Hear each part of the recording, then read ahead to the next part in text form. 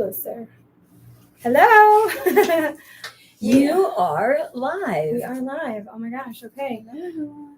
Good evening, witches. Good evening, witches. Thursday, and we are covering tonight the questions from the meetup on Monday night, which was week 2 of the Beginner Witch series, where we talked about types of witches and also covered some beliefs or paths or ethics. We kind of threw some things in there. But next week on Monday is also ethics, beliefs, and myths of witches. So these two meetups do kind of blend in together. And of course, when we get done with our meetups on Monday, we allow people to have the floor to ask questions. So you guys get to see what was asked on Monday right now. So here we are. Right now. It's happening now. Live. Right now. And tonight we are all we're having individual beers, but we're all drinking a couple beers because we live in Florida and it's damn hot down here. So it's beer season as always. Hashtag Florida life.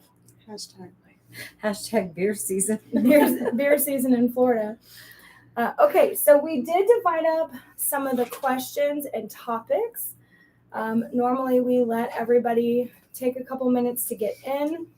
And if you guys don't remember, it's Sister Witch Jolene here with us for week 2. I got her to commit. I'm so happy and excited that she's here because we don't get to see her perspective on camera as much. So I hope that you guys get to really vibe with her vibe because she's a whole vibe in herself. Like Kat is Kat and Jamie's Jamie, but Jolene is Jolene.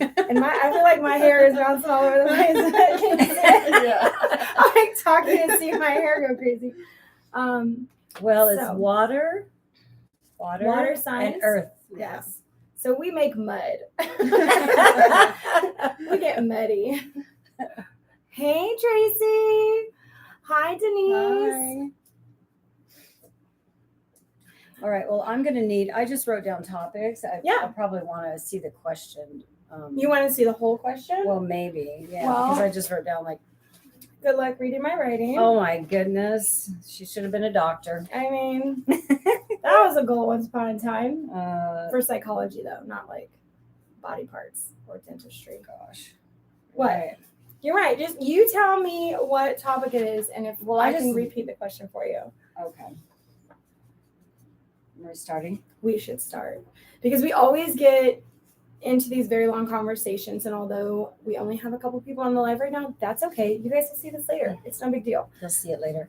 So the first topic was religion and witches, but I don't remember what the question was. How do you combine? I think it was when about you're two people when you're sharing. Yeah. How does a witch share a space with a religious person? And because we know Christianity, even though I know that for our last series in the fall, we had a Jewish practicing witch. So there are other religions that practice witchcraft, not just Christianity, but that's the one we're going to speak on because we know it most, or at least Kat definitely knows it most, because she's still a recovering Catholic. So a recovering Catholic. I will always be a recovering Catholic. Yes. So what would be your advice on a witchcraft, a person practicing witchcraft? And I guess I'm going to formulate my advice as I speak on my experience and perspective of, living with somebody. If you're a witch and you're living with somebody who is religious, I see a lot of similarities between religion and witchcraft. The symbology, there's a lot of, if you think about praying and meditation, aren't they really the same thing? Or praying and visualizing? It would be interesting to know who the person is. Is this an intimate relationship? That might help me more answer the question, because I think it changes if it's an intimate relationship versus a platonic relationship. It seems like there could be some. I'm not sure I have good advice for this. Oh no, I have something to say. Okay, good. Own it. Good. Own it, because that's your belief system, and that is what calls to your heart, and that's what Christians do. That's what Catholics do. Every person that you meet in any other religious group, they are all for it, and they'll tell you this is me. This is 100% what I love, what I believe in, as they should. So should we, and that's just it. And sometimes explaining to them that we're not what TV portrays us to be, which is not like Hollywood. green and warts and flying on brooms, And I guess thank you for sharing that, because Yeah. that helps me sort of like get my own thoughts together. And I guess what I would say is to if you're in a situation where it's a platonic, let's say you're roommates and they're super religious and you're a witch, then treat your witchiness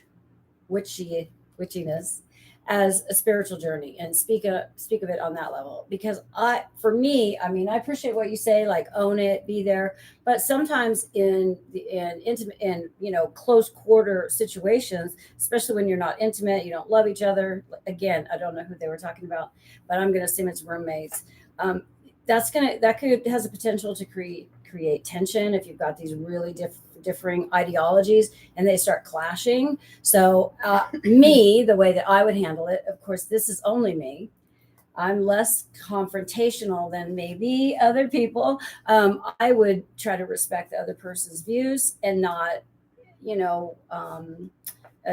I just would. That's how I'd handle it. So I don't know. So I don't know if that's right or wrong, but that's me. And I would talk about my own path and as a spiritual journey, and I would leave the word witch and witchcraft out of it, only because those words have the potential to those labels. And this is why we talked about labels so much on Monday night. Yeah. Because a label can really put something else in somebody's head, and they immediately think they know what you are or what you're about, and exactly. they don't. They just don't. And you have to give them time. I think you've got to give people time to get to know you. So if you're like, I'm on a spiritual journey, I meditate, I burn candles, I burn sage, I stir things into my food. You can do all of the activities that you would do as a witch. You just don't have to wear the label or make it known. Again, I'm making the assumption that this situation is what it is. But I think that works for everybody, though. Making it known, because it's really getting to the root of what people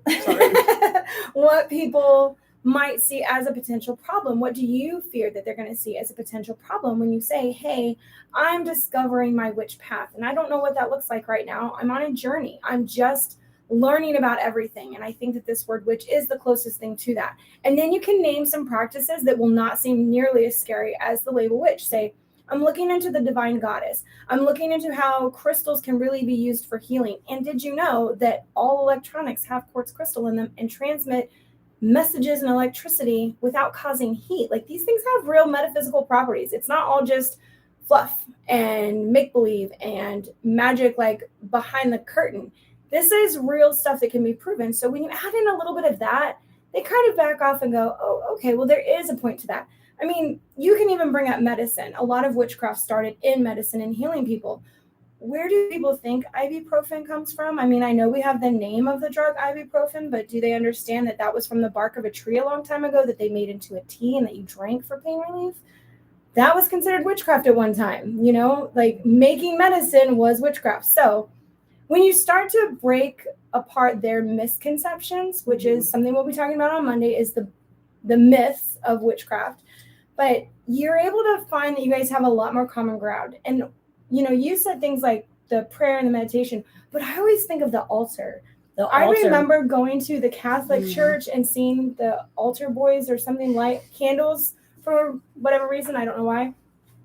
That reminded me so much of the witchcraft practices, like setting an altar to give thanks to a being that you associate with why you're here and your life's purpose. That's literally the same thing that people do on their own witchcraft or spiritual altars. They dedicate a space to something that they believe in. So I think that's a great answer. Good But way if to you're handle it. brand new on this path and you don't have all that knowledge, you might take the steps. It might take you some time to get, but I think you're getting the knowledge. But here. I think that's a really good approach to it, is to counter or show them what it's about. But I also think witch is a loaded term. I mean, one of the questions that came up on Monday night was, what was it about forming a group to get the description in Merriam-Webster changed? Oh, a change.org. Petition. So a change.org petition to change the definition of witch in Merriam-Webster, which exists today, right now. And it's like old thinking. I can't remember exactly what it was, but it was like cast spells to control people, or hexes, or stuff that's just, it's like Hollywood. Yeah, Really. it is Hollywood stuff. It's And you have to Hollywood. remember, you have to meet people where they're at, and that the only thing that they know is what they've seen in movies and films and the scary stuff, because people like to be scared and put into this other world and be like, oh my goodness. We are our experiences and our environment. You know, I mean, we're influenced by that. We can't help but be. Okay, so that was a long how to live with somebody, how to share space with someone who is religious. And when you're a witch. Hopefully all of that answered. Yeah. Hopefully it gives you something to think about and journal about and process through if you're in that situation, because this is a journey. It's not probably going to happen tomorrow, but come back here and we're going to help you on your way. So, well, because Monday is like myths and beliefs, and then the week after is the witch's box, kind of how to hang out in the broom closet for a while and keep your stuff secret and disguise things and live so that you feel comfortable in a space where everybody doesn't have to know your business. You know, they just, if you're not comfortable with it yet and you're still exploring it and you don't want other people to know, then there's a way to do that. So this also leads into, I guess, kind of being outed by somebody, you know? Like, so now you've kind of said to somebody, hey, you know, so I'm on my journey, and you sort of give some trust and faith that this person's not going to go blow it to the neighborhood, and then they do. Then what happens when people have outed you as practicing witchcraft or as a witch or being something other than the ideal, you know, townsman person, whatever that looks like for you? We got outed at the gym. We did get outed at the gym. I forgot about that. I don't feel outed because now when I see her, I'm just kind of like, whatever. Like, you're afraid of me. That's so weird. I feel a vibe coming off of her, and I feel like it's like she's got her mirrors covered at home. Was that what it was? Yeah. Cover your mirrors. Yeah. So we had somebody approach us at the gym and said, hey, so I noticed you guys are kind of like in this vibe. Are you? And, you know, hint, hint, nudge, nudge, wink. And we were like, yeah, 100% we are. Like, let us tell you about what we do. You know, we actually teach new witches. And she goes on. And so she tells her friend, Karen, that, you know, that she's met with us. And she's like, they seem really nice. And all this stuff is really cool. And it's metaphysical. And it's like working with energy and properties, which you can't not believe in energies. They're a real thing. So that's not a belief. That's like factual science. Well, now the girl says, Karen says to the friend of ours, if you start messing with that stuff, you need to cover all your mirrors at home, and you're going to invite evil spirits into your house. And before you know it, your life's going to fall apart and nobody's going to want to be with you. And we were like, what the hell? Like, that's cover your mirrors. That is some crazy stuff that while you're practicing witchcraft, you have to cover your mirrors. I was like, I've never quite heard that one. I thought that was like Bloody Mary when you're 10 and you're, you know, going to the bathroom and close the door and say Bloody Mary 3 times. Well, I thought she was saying that if she was a witch, she needed to cover them because it would invite spirits in or something. Yeah, bad spirits it is. Or something. That's what she was saying. Like bad spirits are going to start popping through the mirror because she proclaims to be a witch. I was kind of taken aback by that. I was like, okay. So as popular as witchcraft has become in the last, I don't know, what would you say? 20 years. No, less than that. No way. Like 3. No, 3. More than COVID came and everybody got bored and they were like, yeah, let's do witches. I think it's been going. We're stuck in the woods anyway. We can't do anything. Come on, there's witch Instagrams that have been out there long. Well, there's shows I would say 10 that years. Back. I would say 10 years. Llewellyn's been doing a pretty good job for at least 10 years. Yeah. So lots of books being published. I think that really helps. But the New Age section, the spiritual section has grown quite a bit in bookstores. But the thing I was going to say is, even though, you know, witches are coming out of the closet and there's all this information available and all these groups and stuff, you see it everywhere now. There are still people with beliefs like Karen that, you know, actually Karen? I think it is actually Karen. I know. I'm not saying that it's like the joke Karen thing. I think her name is actually Karen. I don't know what her name is, but anyway, Jamie said Karen. There are people that believe that. So, and I think we say this early on in our meetings to new witches is to be careful as you go out into the world. And, you know, sometimes you want to go out and be like, woohoo! Yeah, I finally discovered where I belong. Fly that witch flag. Yeah, fly that witch flag. Exactly. But but be careful because there's some cautious. People. It's cautious and being aware of your surroundings. When you say careful, see that brings up fear to me, I think. I think cautious is like feel someone's vibe out. And if you don't feel comfortable, then don't say anything. Why do they need to know about you? They don't have to. But if you do feel comfortable, then say it. That's right. Own if you're it. like, Own it. whatever. That's my vibe personally. I'm here for me, Why not she's you, here. and I don't really care what you think about how I live my life. That's Taurus So- energy right there for you guys. There we Yeah, go. it's the like, bull. well, if I accept you as you, then you should be able to accept me as me, Yeah. and that's that. So respect, and that's Okay, so that's Taurus. Scorpio is Hi. I just keep all my dark shit to myself. And then it comes I out don't when you tell messed anybody. up and she buries you in the backyard. So, Oh, that's true. And Not that we Pisces have anybody is buried in- and Pisces is, I'll just go back into my house and leave you alone because I don't care. I recluse into my space and I'm like, I'm much happier being with myself anyways. I don't need your approval. So I'll just be over here having fun. Yeah. So I let enjoy a people know. small challenge. She does. I'm Might just even saying, look I for it. do. I mean, There's nothing wrong with that. somebody's got to fight for us. So one of the other questions that we had was how to meet witches like authentically, locally in your area.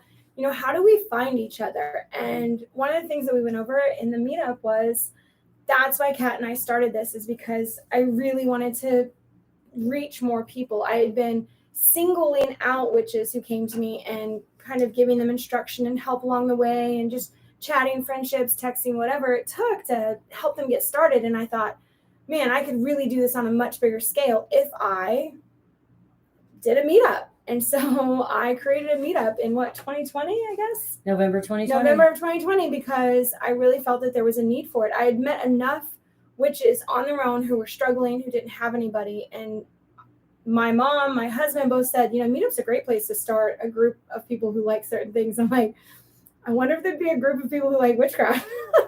So I put that out there, and lo and behold, it's like 2,000 people now.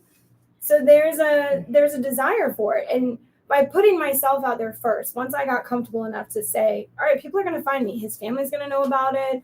Like, anybody can look me up. Now, my name is out there, officially associated with witch stuff. So that was something that I had to step into. If you're more on the level of running into people and just creating a very small group, you know, not putting yourself on the internet like I did, we suggested that you go into certain metaphysical shops or go to like sound healings or Reiki trainings or things where witches who sometimes don't even know they're witches are already vibing out in these places, you know? What are we doing? We're all started. We're on a really small couch, you guys. We are on a 2-seater fitting 3 voluptuous butts. I tell you what, one good way to tell nowadays is tattoos. Tattoos. I People are think, starting to tattoo the symbols on them, and so Yeah. you know what those mean. and even, you know, not everybody claims the label of witch, but Excuse me. divine mother, divine Mhm. goddess, Mhm. you know, earth religion people, even though they may not say they're a witch, your practices are probably going to be very similar. The labels will be different. And that's why we went over labels, because they can really hurt people not connecting if you try to call yourself something and you're not going to associate with people who call themselves something else. Like we said, all the kitchen witches over here, all the green witches over here, you know, eclectic witches over there. If we segregate and we think that we're getting stronger in our power to do so, it actually breaks us apart, and then we don't connect with other people. So drop the labels and just look for people who match your energy. Oh my God. I And gotta that's get my the card. perfect segue into combining paths. So remind me what the question was about combining paths. So when we talked about the different types of witches, normally you wouldn't just be like, I'm a green witch and that's all I do. It's like, you're a eclectic green witch, you're an eclectic green kitchen witch. You know, there's all these types of practices that go together. And so that was called out in the meeting, whereas people are trying to find their path. They're like, well, I don't feel like I'm just one. I'm attracted to several areas. And that is perfect. Do that for as long as you want. And again, you can keep the label or not use it, but when you say it, it helps people see what you're into. You know, a divination witch would just be like tarot and runes and psychic stuff, whereas the green witch or the kitchen witch, they're going to more work with plants, and that's what their spells or their rituals will heavily depend on. So it was combining the two of them. Like, I live off my tarot. It's very important, and astrology. But then all of my spells and rituals involve a lot of plants. So I'm relatively new, like a lot of you. How long have you been doing it? Jamie's 25 years a witch. She's right up Jolene, how there. are you? Yeah. Okay, I was so 14. okay, so I'm new. So I'll tell you what. When I started, I just started picking things. Like I already knew that I loved tarot and I loved crystals, and so I just gravitated toward those things. And I don't know which. And of course, now I have a house full of plants. Where before before I moved here, I couldn't grow a plant at all in Kansas City, but now I have a whole backside of my house is full of plants. So you just sort of find things, and that becomes your practice. That's how I did it anyway. So to me, that's the combination. You pick things from here and there. And in fact, I think when we talk on Monday about beliefs, one of the things that I wrote in our highlights for this was about taking things from like Wicca that you like to do. Yeah, right. right. And even though Wicca is its own religion and they have their own doctrine that they follow, that doesn't mean that if you really like something that they do, maybe the way they set up their altar, you're like, that really resonates with me. Take that. There's no right or wrong in any of this. There's no text or anything to tell us all what to do. We get to choose for ourselves. And Total freedom. That is the beautiful thing. And it can be intimidating as well, but it is a beautiful thing when you embrace it and, put yourself out there and learn. And not being afraid to make mistakes. Like there really isn't a mistake. There's learning lessons. That's it. Think of it like that. It's an experiment. I'm going to find out what happens if I do this. Maybe nothing happens. Maybe something big happens and you get this major lesson. Awesome. Just keep going with that. So I try to steer people away from thinking about that they're going to make mistakes, that there's somehow that they can mess up and do things so wrong or like cause the end of the world. If it was that easy, it would have already been done. Like that's, there are things that can happen. You might change weather though, huh, Joe? There are things that can I happen. said 10 out of 10 do not recommend doing 10 out of 10 weather spells we don't do. It's not fun. Yes. Bites you in the ass. Okay. That was the end of that one. Who is next? We all have our little cards here that we got our questions on. Joe and I'll hit one. Dating while practicing witchcraft and how to handle that. So this would be assuming that the other person does not practice and maybe isn't even religious, but just doesn't know about it. And you've got to introduce them to a brand new Hollywood topic and unlearn them the things. Yes. So when I usually introduce it to a person that I'm interested in, I always say, I'm a witch. And then I see their reaction, I kind of laugh. I'm like, I'm a witch. with a wink. And usually you get the response, are you a good witch or a bad witch? And I'm like, depends. Which I'm not. You do? I'm not ever a bad witch, but then it can kind of soften the mood a little bit and make it kind of a ha-ha kiki thing. And then I'll kind of go into it more of like, well, it dates back to like my ancestors and like how they practice things. And that's really what I try to live by. And so it's, about the earth. And so I'll obviously explain it in a very soft way. I don't introduce spells or anything like that into the conversation until later, until they're more comfortable, because sometimes that can feel scary for them. It brings up a lot more questions probably. Yeah. And then also things that you might not want to tell them right away. Like if they ask you, well, what kind of spells have you done? Yeah. I don't need to tell you that. Yeah. Like that's super personal. We barely talk about our own spells because the energy is something we're dealing with. And when you start leaking secrets, or I don't know what it feels like. Does it feel like leaking a secret when you start talking about your spell? If you've like just worked it though. Yeah. Yeah. Like I like to hold the energy and not tell anybody for a while. And when it comes to fruition, I'll be like, guess what I did? Yep. That feels invasive to me, to do that, but that Yeah. just could be my Scorpio side. So, Invasive to tell people. Yeah, for people to ask, or just it's just like it's private. Yeah.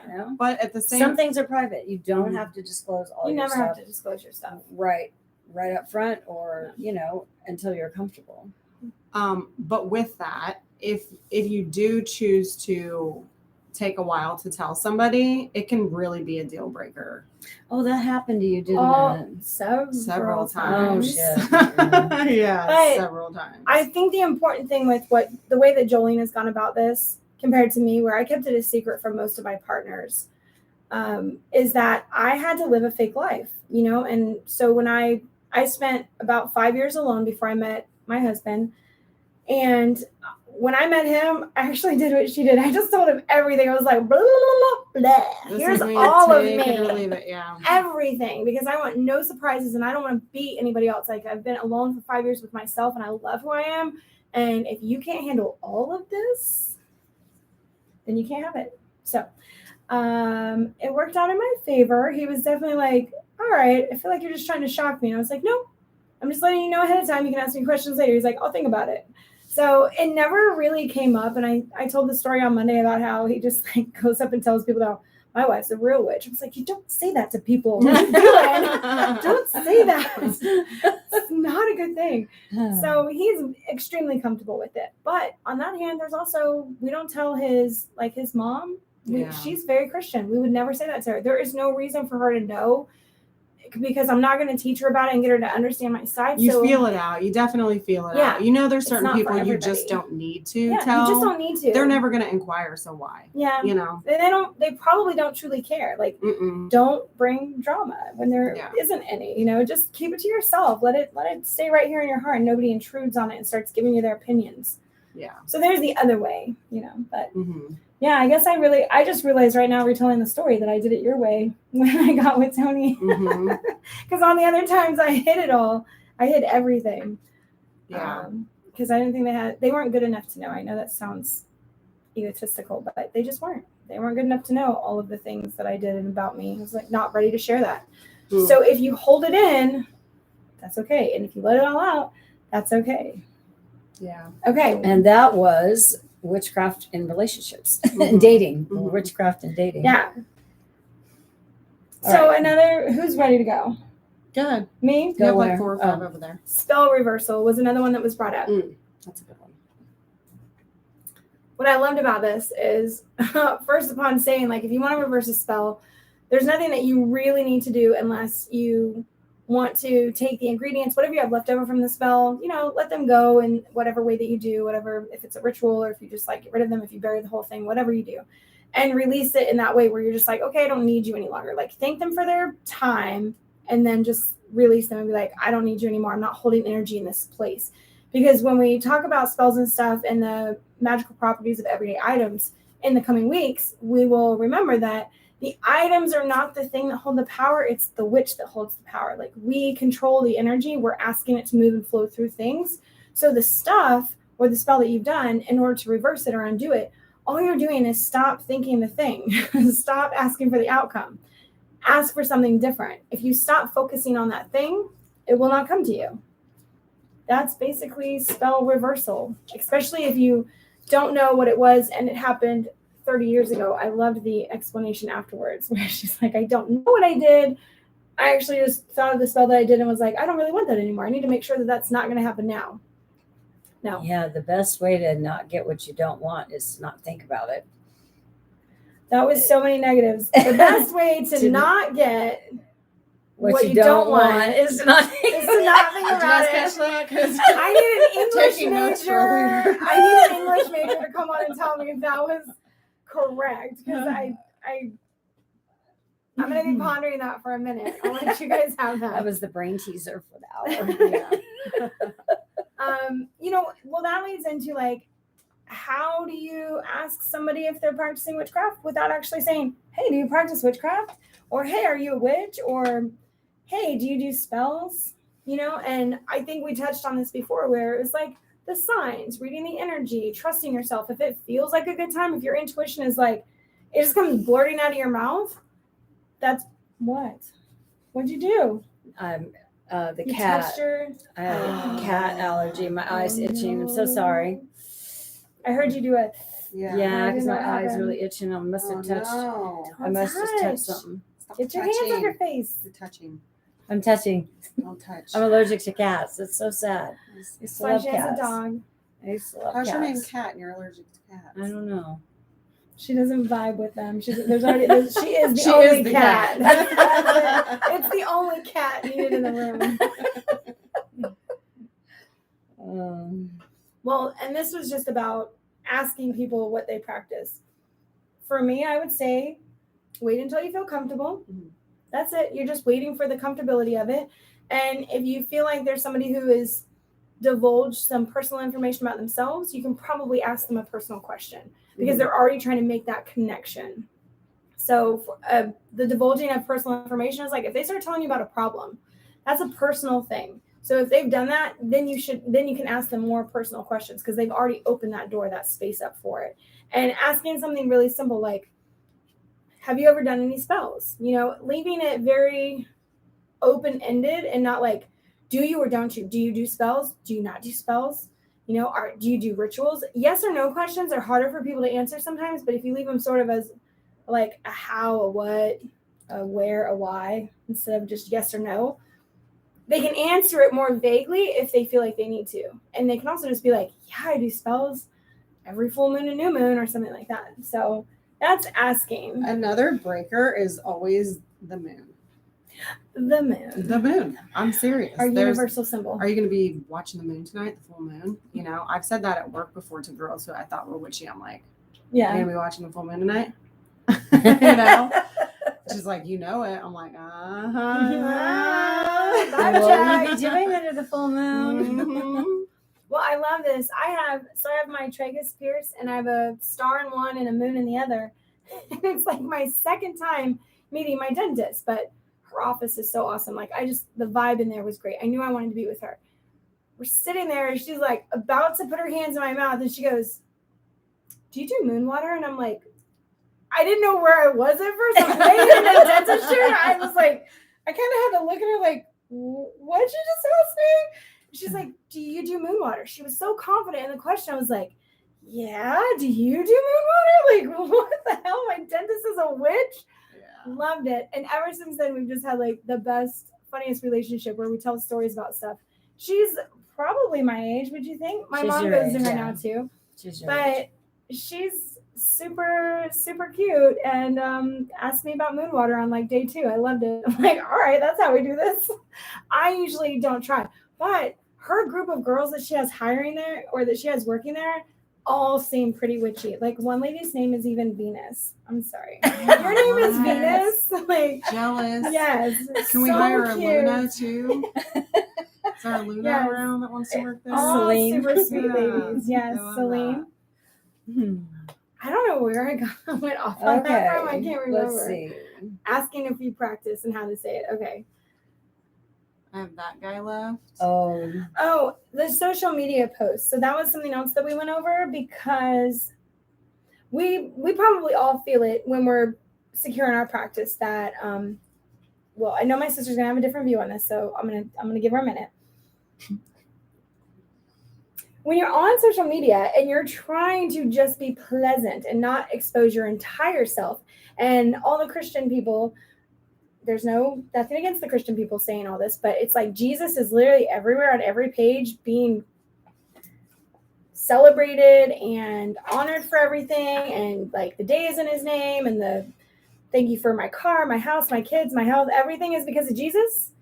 When you're a witch, you're like, golly, I wish I could just be like, thank the goddess, let's just throw her in there somewhere. We need a woman before we can have all this luxury and pleasure and children, and it's not just the man's world. So I totally understand not being able to flaunt the witch flag in whatever way that you practice, even the spiritual flag, when the majority of the people on, I was going to say Facebook, but I'm not really on Facebook that much, but on wherever you're at, that it's a lot of Jesus stuff. That can be really tough.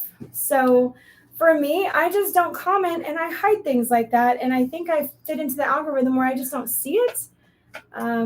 But it would be very hard if I had a family member who was like every day posting about, I don't know what people say in Christianity anymore. It's been a long time since I was exposed to them.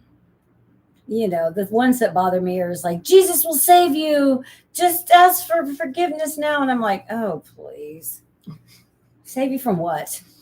Save you from who? Save you from what? The devil. Sorry. But you're there's no hell.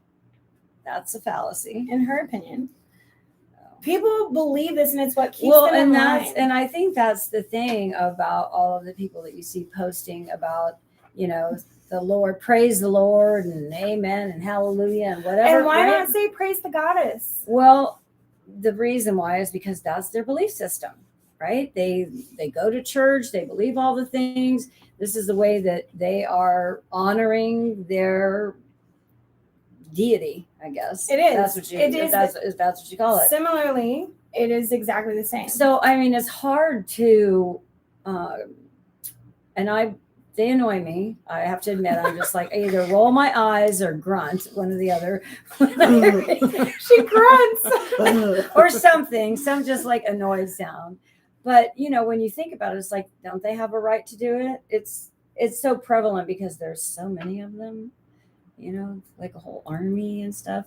We just need to expand our tribe is all. We're doing that. Just need to take over the world. Oh, love that. Okay, Jolene, tell us how you'd handle it, as if we can't already read your energy. No.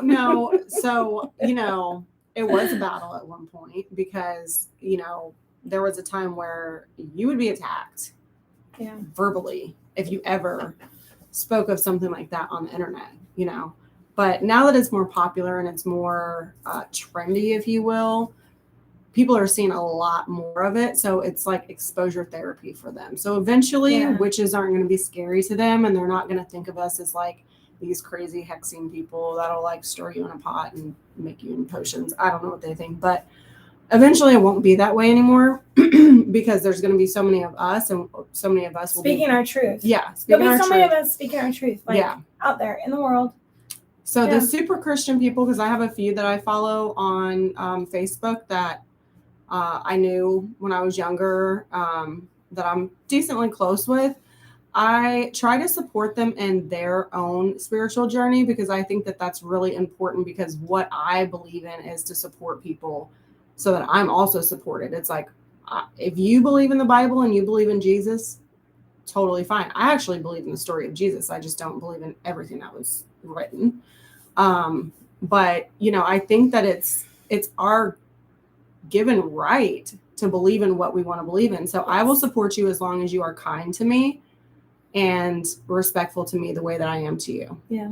And that's it, but there's a lot of similar things that you can, talk about with people who are religious, and you don't actually have to speak on the religion itself. You can talk about the spiritual side of things, having that deep connection with something other than yourself and life's purpose and things like that, like what drives you, what motivates you, what helps you be a good person. So I want to reframe this question just a tiny bit, because I did work in a Muslim country for a couple of years. And so that was a new experience for me as an American, being raised just mostly around Christians being a witch, but then being around Muslims and being a witch. And I do have to say that they were way more accepting of me. They did not, there was nothing bad. And the people that I met, they didn't think that it was bad or weird or anything. They were like, they understood more so that it was the healer type or a medicine woman. Like, it was more like a Native American type belief. So imagine yourself. All right, so you're in this position right now where your world largely exists of seeing the influence of this other religion or spiritual practice. Now imagine you go to a place where you're the dominant one and you see people practicing something that you're like scared of, you don't know enough about. You wonder if they will hate you or not like you, or like they want to, put you in a stew and cook you or something crazy, like all of the beliefs. So put yourself in the other people's shoes to view it from that angle. And how would you want to be treated, or how should you treat them? Like, use that reflection of yourself. And I think is that called the golden rule? Treat others how you want to be treated. Yes. I think it's do unto others. It's a commandment? No. It's not a commandment. It's like a law or something. Who knows? It's the golden rule. The golden rule. Yeah. Do unto others as you would have them do unto you. See, when you start saying, it sounds religious, but I don't think it is. It's just old-timey speak. Yeah. Well, and I, as a witch, always try to carry myself with grace, because I don't want to make a bad name for us more than what it already is. So I try to always come from a place of love and light, unless I'm attacked, of course, and then it's like claws out. But they might not see it. That's all, they don't know. Yeah. Well, I think that brings me back to Karen at the gym, which is, whenever she sees us, I mean, I can't help but think that she thinks we're scary or we're inviting demons into our life. And I feel that vibe from her. If I go there with you guys, can I hiss at her? No. Please. No. Come on. No, No. I thought you just said you were trying to not make a bad okay, name for fine. witches. But that's Just give something her a that little- No, but would be like the witches of Eastwick walking in there. Weren't there 3 of them? I think so. Blonde, brunette, and redhead. Oh Oh. shit, we got it. Or one of Oh, those no. witch movies where Hey, there we was just 3 of thought of our them. Halloween costume. I think that I try really hard when I know that they don't like me because of that, I even try harder to be like nice or to get them to see it different, because I know that I can change that, not just for myself and how they view it, the practice and everything, but anybody else they might meet in the future. So what I learned from living abroad as an American is you are the face of America when you go out there, and people are going to judge all of America off of what you do and how you act. And they're going to chalk up like the American people with their experience with just you. You're the one person. So I've kind of always had that in my head for a really long time. And I still do that with witchcraft, where I know that I'm what do you call that? Like a face on the front or something. There's like a saying to this where you represent it, even though you're not trying to. I'm not trying to represent it. What, a face on the front? Yeah. A face on the front lines? I don't know. It's something like that. But you're basically representing a type of people, a belief system, a something. I mean, and that can come with your hereditary background. That can come from a country you're in. That can come from skin tone or color. That can come from parents. That can come from being a single mom. Like, you can be classified as anything. And once people know something about you that can put you in a classification, and you have a good or bad experience with them, they're putting that in their brain. Like, our brains do something where we just start categorizing information of like, oh, I've met 5 single moms and they've all been really super nice and overly helpful and whatever. Or, I've met 5 single guys that were 50 and they're all pieces of shit. So there's, you categorize it. If people start lining up and acting in a certain way, you expect them to act in that way. So then you have I don't know if the right word is prejudice, but you have that idea of them. So know that as people out there talking about witchcraft or being witches, that we are also standing for something, and that people judge our entire community. People who don't even know us. Yeah. They're judging all these people based on what we do and how we act. Like, I've been asked if I wear a pointy hat. It's like, why? Because you've seen witches wear pointy hats? Like, so that's a thing. Do you fly on a broom at night? Sorry. I love the way you said that. I felt the whole vibe of the guy. Yeah. That was it. Sorry, he came out. I'm like, yeah, totally. Yes, I do. What other questions do we have? I'm done Okay. with my questions. You're done with yours? Are you done with yours, Mom? Yeah. Jesus everywhere.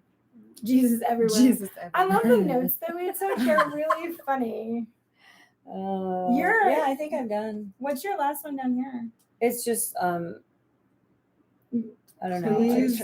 What does that say? Please. I'm dyslexic. She's like, don't She read it. can't read under pressure all of a All sudden. right, well, we can go through some No. comments. Yes. Ooh, Okay, so- Karen, yes. I didn't get to say. She's okay. I'm going to speak English in a second. I didn't get to say hi to Jenny and Moondog Magic. Hi, you guys. Billy. We started just so that we could start. We didn't do any fluff talk at the beginning. yeah. Tracy, you, Karen, right? I know. Yeah. So these comments definitely play back as people rewatch it later. So that's Okay. good. Last No one. ageism. That's right, Moon Dog Magic. Moondog Magic. Yeah. Being Crone in the stage crone is a beautiful stage. stage. So I can't wait. I don't know if you've ever looked up what moon you were born under, because I feel like this also associates with like the phase of life through your whole life. Like, I've always been a crone. My sister has always called me a grandma. Like, She is. She literally is. and I'm not She a grandma. has grandma sweaters in her closet. I just have, She will choose Wait. a grandma sweater. But wait, what about the shoes? She was talk about her shoes too. what It's like- shoes? The Tennis green shoes. ones. They are teal. First off, they're the color of the ocean. And Dr. they're- Scholl's definitely played a part in making those. No, they're for mountain hiking. I get And it, they're but they could be waterproof. cute. All right. Anyway, Old Soul. Not just old soul, but I was Energy. born in a waning moon phase. And so what I think about is when you're in your maiden phase or you're in your mother phase versus your crone phase, you're looking at the type of woman energy that you bring forward. And there's the young maiden part, right? Like my mom and my sister, I feel like are both maiden types. Like my mom is I think mine was a waxing I'm or a waning. waxing. No, waning. Waxing Yours wa- gibbous. No, waxing's growing. Yes, that's Yeah, what I no, mean. I'm waning. I'm a What man. waning are you? I think gibbous. No, that's my man. Wait. Okay, we'll have to look. We're gonna We like, need to get our shit all I together. know is my stuff. I know mine's waning for sure. But to It's me, because it's a little bit. It was a little bitty sliver almost. I literally have mine well, that's tattooed not on why. me. That's not gibbous then. Gibbous is when it's fat. Oh, yeah. She doesn't know what it's she is. little. It's a little bitty moon. So it's you're- almost not a moon because I'm like I love the full moon. I wish I had a full moon energy like running through my. Do you Sure. know? That's a lot of energy. I'm for glad me you to say. don't. I'd like to I be love a the moon so Scorpio much, born like- under a full moon. Oh, look at that! I It's just so love the moon pretty. so I much. love it. The full moon. Yeah. I don't know where we were going. A with baby? this. Oh, Uh, crone, the we- crone phase. Yeah, finding out which moon you're born under to see if you fit the people that are in the waxing phase, born under a waxing moon, which means the shrinking moon, are usually in the stage where they've completed things, or now they're in their knowledge phase. They're gathering experiences. It's not necessarily about the growing and the working through stuff and the building of something. You're like on the other side of it. So you're maybe sort of hermitish and like to just sit around and read books and have alone time and, pet cats and live in the mountains, something like that. Grandma, as she calls it. This is the young maiden getting all of the, I'm wild. yes, experiences. The very last thing that we got, you guys, and then if anybody has any questions, we can definitely open it up. But right when we were ending the meeting, we had somebody ask about practical uses for like spices, herbs, or stones.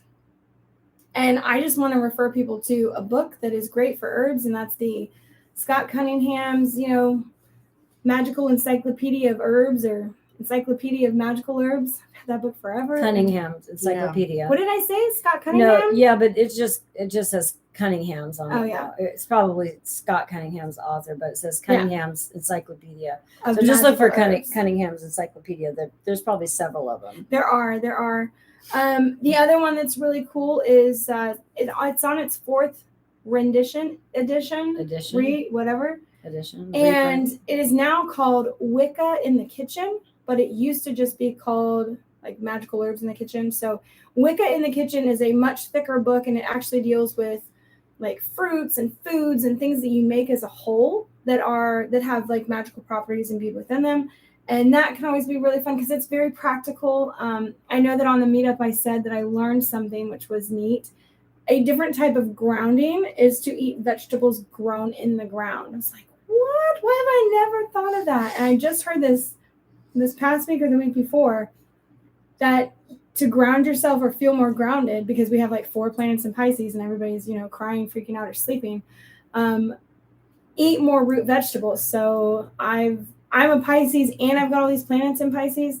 I've been eating sweet potatoes every single day. I did feel better after eating those potatoes. Telling you, I worked in the yard yesterday for like 5 hours because yesterday was like the precipice of one of the days. And just getting your hands in the dirt or doing anything with stuff from the earth can help you feel grounded and feel better. Well, and I want to go back to the book, Wiccan book. Was it a Wicca? Wicca in the Kitchen. Wicca in the Kitchen. Okay, so that's the situation. If you were here in the beginning or you're listening, and now and we talked about how do we incorporate these other things, or can we like mixing paths together? Yes. So I like being in the kitchen. So I would totally like take that Wicca in the kitchen. I don't follow Wicca, but why not? Why can't you just do what the Wiccans do in the kitchen and just be the same thing?